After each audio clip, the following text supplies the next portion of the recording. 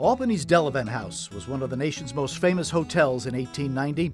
When fire brought it down, Union Station went up on its footprint. A series of mergers culminating in 1892 grew Thomas Edison's Schenectady Electric Company into the General Electric Company. In Troy, RPI continued to expand over the years, carving its indelible mark into the city's hillside. Rebuilds, rehabs, or urban renewal, the face of the capital region is not born, it is built. From the architect's design through the labor of the skilled tradesmen, it is a process directed by the Signatory Contractors, who are today members of the Eastern Contractors Association. The most interesting things that attracted me to the association were the fact that for its history thus far, it had been a strong, active advocate for its members. The advocacy and the beginnings of the association itself traced to circa 1890. The Albany Builders Exchange was formed, followed a bit later by similar exchanges in Schenectady and Troy. The three groups were run by the contractors and for the contractors, and were typically managed out of one of the contractors' offices with no hired staff. While they did house building plans and specifications, their primary purpose was to share information to use when negotiating. The contractors would develop agreements through various negotiation and arbitration committees. While dealing with some core issues still found in today's contracts, such as wages, hours, and jurisdictions, these early agreements were fairly simple and could be as short as one page. Just as the contractors stayed within their geographic regions, the unions did so as well. A worker in Schenectady joined the Schenectady Local, and the same was true in Albany and Troy. As transportation became easier, contractors started crossing city lines to perform work and therefore needed to have agreements with the union in the city where they were working. The early 20th century saw a number of contractors building businesses their families would carry on. 3 had already been in operation for some time. Grimm Building Materials began in 1879, Callanan Road Improvement Company in 1883, and Adam Ross Cut Stone in 1889. In 1910, Anthony Mayon opened his tile shop in Schenectady. In 1912, Louis Rubin began his carpentry business in Albany that grew into Sano Rubin Construction. James H. Malloy started J.H. Malloy Contractors in 1918. For me, one of the most important buildings, and it's been, our company has been involved with since the very beginning, was Albany Airport. Our grandfather did a project there in the 20s. I remember hearing stories about that. Meantime, contractors were always juggling their building projects with their labor relations. Walkouts and strikes were recurrent issues. The Albany, Troy, and Schenectady Builders Exchanges would informally talk with one another on wages and other contract issues, and in 1921, formed the Tri-City Builders Exchange for some hoped-for leverage in bargaining with the tradesmen. But they never really formalized that group. It was never incorporated. There were no officers. I think it was just a way to put them under one umbrella so that they could show, a united front when dealing with labor issues. But those issues did not slow growth. The 20s and 30s saw the opening of more contracting firms that are still family-owned and some landmark buildings. Brothers Frank and Ray Rush began Rush Brothers General Contractors in 1922. The same year, Mary and Frank D'Agostino began D'Agostino Building Blocks. Proctor's Theater opened in Schenectady in 1926. The Alfred E. Smith State Office Building and the Albany Airport both opened in 1928. In 1930, William Keller and his wife Barbara began the William J. Keller Construction Corporation. John M. Mullins Rigging and Hauling opened for business in the Capital District in 1932. Duncan & Cal, a year later.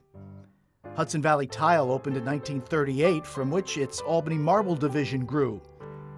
Wade Loopy began a service station in Schenectady in 1939 that would grow into a construction company after World War II. And that same year, George Martin opened his electrical contracting business.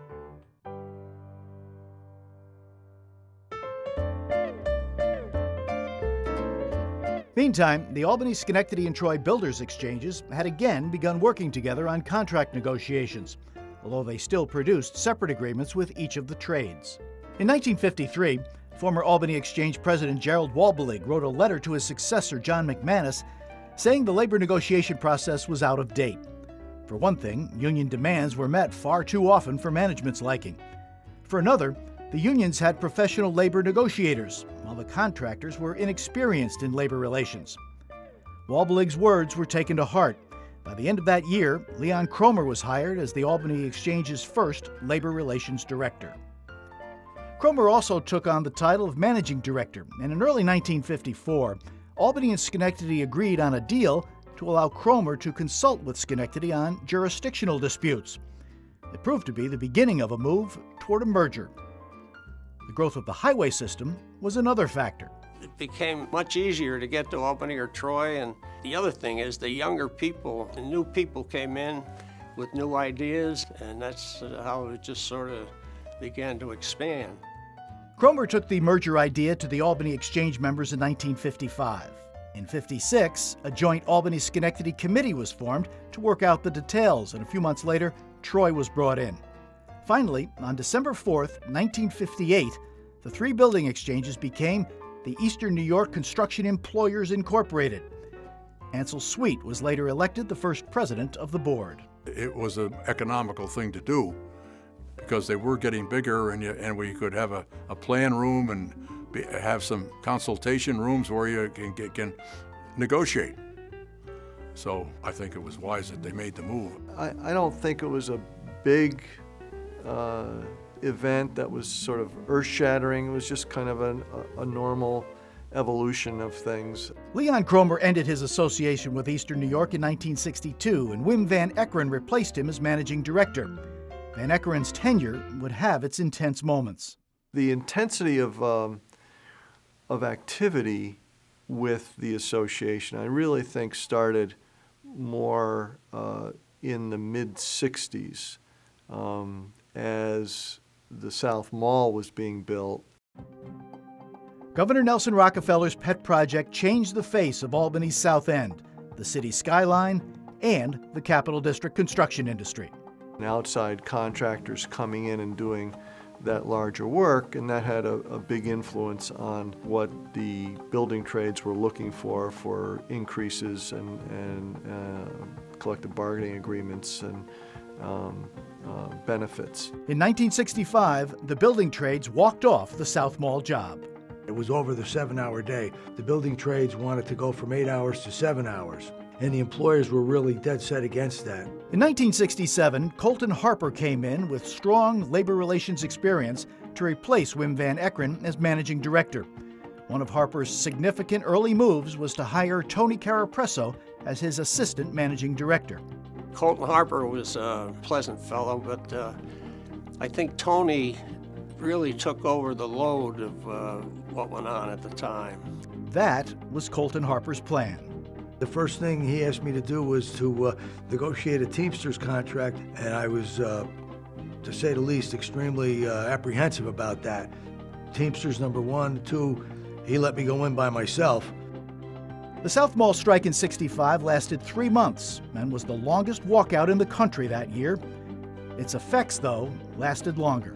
As a result of that strike, the labor relations climate was fairly well strained between employers and the building trades unions. There was a lot of animosity, there was a lot of mistrust, which impacted the 1970 negotiations. We spent a lot of time down in the National Labor Relations Board. We spent a lot of time in grievances, formal arbitrations, and things of that nature. Ultimately, ENYCE and the building trades found a way to sit down, many times just with the aggrieved parties, and find workable solutions. Everyone was getting a fair shake and an honest count, so to speak, and I think that went a long way towards the methodologies that developed later on in settling difficulties. In 1981, the Eastern New York Construction Employers changed its name to Eastern Contractors Association. In '83, Colton Harper retired, and his longtime assistant, Tony Carapresso, became ECA's managing director. And while tensions between the signatory contractors and unionized tradesmen began to ease, another issue was growing. Open shop contractors had opened shop in the Capital Region. With the advent of the open shop, even though the volume increased, the share of the pie for the signatory employers became less. Once the non-union flavor got involved, the market changed, the competition changed, And because of that, both the management and labor, they had to change. The signatory contractors and the trades were able to change their approaches to the collective bargaining process and bring some stability to labor relations. It was one of many changes at ECA and in the industry. There weren't any computers. I remember that. You multiplied with rollover machines that did the multiplying. I do remember there weren't computers. There were no copy machines either. Right. Then technology changed the rules. Everything is quicker, faster. You know, the pneumatic tools, for one, you know, the hammer's going the way of the dinosaur. But the main change, I think, over my career, over my father's career, has been the speed of communication. It used to take paper going back and forth for 2, 3, 4 weeks. Now it's 2 days to review and approve an order. We're seeing a big shift in the way buildings are being designed now. We're not seeing so much the red brick that we, and you and I, grew up. Precast. We're seeing now the other trades becoming more a part of our organization. The changes are the precast. The industry has changed with the green, everything green. You can't get any greener than masonry. So the restoration is picked up where the brickwork has fallen. A lot of the labor rules went by the boards. Most of it, I can point to Eastern Contractors and say they played a vital part in all of this. Probably the most significant thing that I can think of is the degree of cooperation that's developed, which continues to provide our employers with the opportunity to be as competitive as they can be. Construction equipment is akin to a car with air conditioning, radios, and global positioning. Back when I started, it was there was no such thing as a woman on the job. Women in construction, it's a hard avenue. There's many women in the industry, and they're very successful at it. One of the early ones was Hannah Callanan, who took over the family business in 1896 after the death of her husband. He died of a heart attack, leaving Hannah with 6 children and this brand new company that she needed to decide what she was going to do.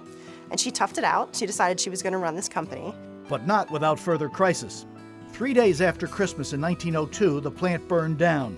While people told her to sell, Hannah rebuilt. So she and her oldest son kept going on. But then a couple more years later, there's an explosion. Her 2 oldest sons died, 21 other employees died, and here she is still with this young company, but she continued fighting forward and brought it to where it is today, 100 and some years later. You have Rose Loopy with Wade Loopy Construction. Contractors have great stories that if you wanted to get paid, you had to go face the music with her because she was going to make sure that everything was done the way she wanted it to be done before she was going to cut you a check. Now we have Lisa Henderson with Duncan & Cow, who's the president of that company. She's probably the only female GC in the area doing general contracting work. In 2001, Henderson became the first female board president at ECA. To be on board at Eastern Contractors, to me, it was my profession. I didn't think about the fact that I was a woman coming on board. Bridget Hubble at Burt Crane also grew up with a family business. She went to school to be a civil engineer, went out and worked for a national company for years, for probably 8 or 9 years or so. And then she's come back home, and now she's the CEO of that company here. Bobby Young even started her business from scratch. Her husband's a very skilled tradesman, and they decided that's what they wanted to do. So she went and started that company, and they're very successful now. So we do have these great women that have worked in the industry over the years, and some great stories. My favorite is the one about Hannah Callanan, and they're not to be forgotten. At the outset, ECA supported its member contractors in collective bargaining, labor relations, apprenticeship training, and dispute resolution. Then it began an expansion of its services. The focus shifted from being pretty much 99% business-oriented to recognizing that we are also an association and need to provide other services. Carapresso served as president of the International Foundation of Employee Benefit Plans that provides educational opportunities for trustees and administrators of various types of benefit plans. ECA's strong connection to the foundation continues. The executive committee and the board of directors has felt that that's an important part of what we do. We appoint trustees to somewhere around 25 to 30 individual plans. representing tens of thousands of participants that are employed by in the construction community in upstate New York. In 2005, Todd Helfrich succeeded Tony Carapresso as ECA Managing Director and continued adding value to ECA membership. I had some background in bringing an online plan room up and running in Rochester. We were able to bring that to the membership in the Capital District. Benefit plans, professional training, and collaborations with other labor organizations continue to expand, where ECA sees an opportunity to enhance its offerings to its members. And social opportunities have increased as well. ECA and Todd recognizes that it's good to have events, social events, get-togethers, whatever, where you can have fun. ECA is a full-service association for its contractor members, and importantly, it has created an atmosphere in which the contractors and the tradesmen can more effectively work together. I always appreciated ECA being there because it organized the contractors in a sense. So it really gave a consistent, central place to discuss issues that affect both the contractors and their employees in the field. They're truly partners. Do we have disagreements? Absolutely, everybody does, and it's healthy. Disagreements are very healthy, but and the bottom line is that at the end of the day, we are true partners. We have to be. I can't emphasize enough the role of providing an environment of labor peace and a place to go to negotiate and discuss and collaborate with the building trades. It's kind of like the type of thing you don't know what you have until you don't have it. When if you can't get those guys when you have a problem, you realize how much you rely on them. Continue to have the relationship we have with the building trade so that we can focus on recapturing whatever markets we need to recapture, especially in the private sector. So we don't have a collective bargaining relationship, at least, with the plumbers or the electricians or the sheet metal workers.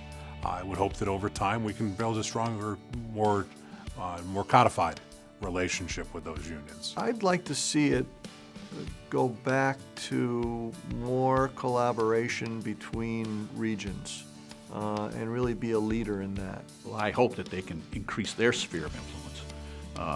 Just being in the Albany Capital District area isn't enough anymore. And as the signatory contractors expand their businesses into new markets, they do so in tandem with ECA. We are going to continue to represent our members wherever they go, continue to grow based on the strong foundation we have over time.